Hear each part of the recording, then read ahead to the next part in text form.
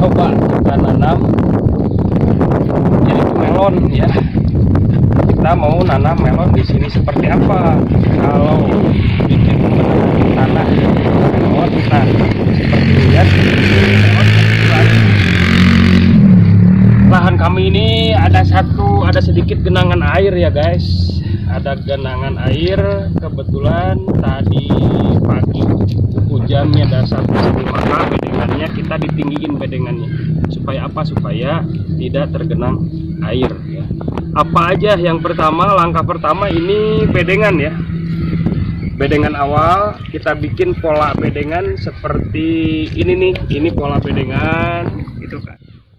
Jadi pertama seperti biasa ya, kita bikin antara pembenahan tanah itu kita bikin mal daripada jangan terlalu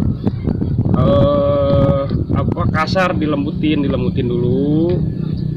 Udah mal bedengan, kita masukin juga apa, yaitu dimasukin pertama yang harus masuk itu garam ya. Garam pertanian naburnya seperti ini nih. Nah, nabur garam pertanian terus garam. Nah, ini garam pertanian masuk. Kenapa harus pakai garam pertanian? Nah, di sini kebetulan tanah tanah yang kita dibikin untuk melon di sini itu tanahnya itu tanah keras, tanah kering sangat. Sekarang aja ketika lagi musim hujan. Tapi kalau ketika musim kemarau ya, maka tanahnya itu keras. Lempengan-lempengan gini seperti keras. Gitu kan. Ada lagi yang kalau di bedengan yang sebelah kirinya gitu kan, sebelah kiri seperti di sini. Nah, ini tuh ciri malam kalau bahasa di sini ya. Ada ciri malam di bawahnya itu. Jadi ketika ada air, misalkan kita ngambil air nih 1 ember, pas ditumpahin ke tanahnya tersebut, maka langsung menghilang airnya. Maka kita diperlukan daripada garam pertanian itu kan. Nah, setelah masuk garam pertanian, apalagi yang harus masuk? Maka kita masukin pupuk kandang ya, atau kotoran ternak hewan ya, atau kohe, kotoran ternak. Kebetulan kita memakai kohenya itu yang udah difermentasi seperti ini. Nah, diperhatikan naburnya, maka naburnya itu jangan di di tengah-tengah, tapi di samping kiri dan kanan seperti kawan kami yang nabur ini seperti ini nih. Ini bener nih gitu kan. Nah, yang naburnya jadi samping kiri samping kanan. Karena apa? Karena nanti kita mau nanam ya kan, lubangnya itu, lubang tanam itu antara kiri sama kanan, jangan terlalu di tengah-tengahnya.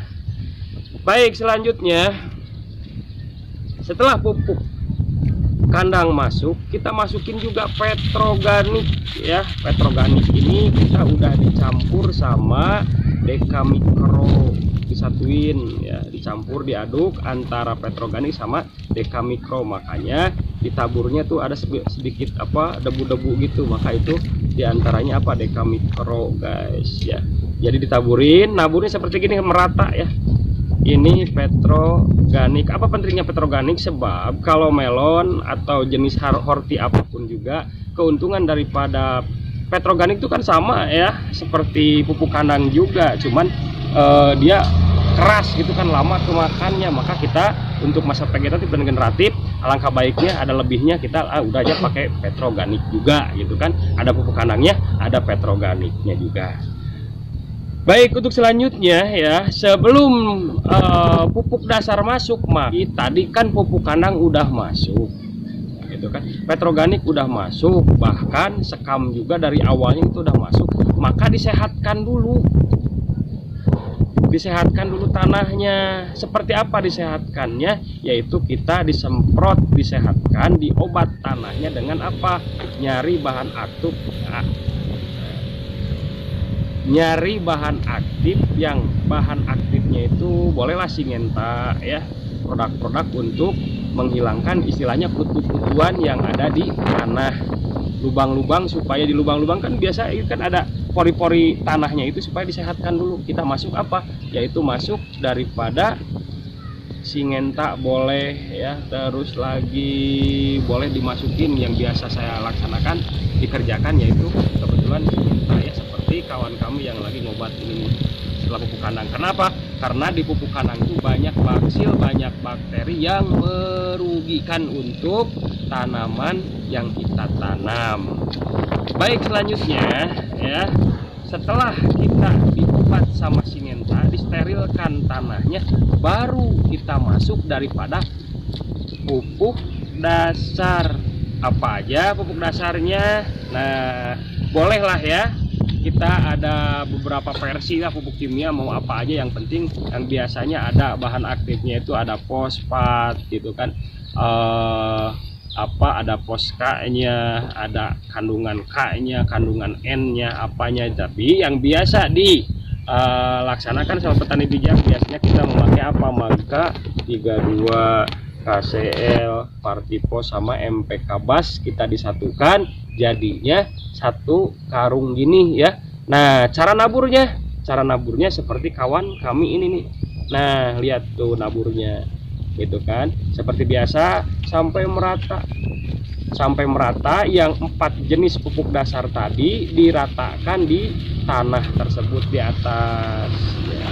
Nah, setelah dimasukin daripada pupuk dasar, apalagi yang harus masuk ya, kalau pupuk dasar udah masuk, wajib harus ditimbun, langsung dimasukin, ditutup sama tanah. Jangan dibiarin. Misalkan nih kita sore-sore nih, makanya alangkah baiknya kalau mau menggunakan pupuk kimia nih, jangan dibiarin lama. Sedikit-sedikit aja, 1 bedengan, 2 bedengan, 3 bedengan, baru tutup pakai tanah ya.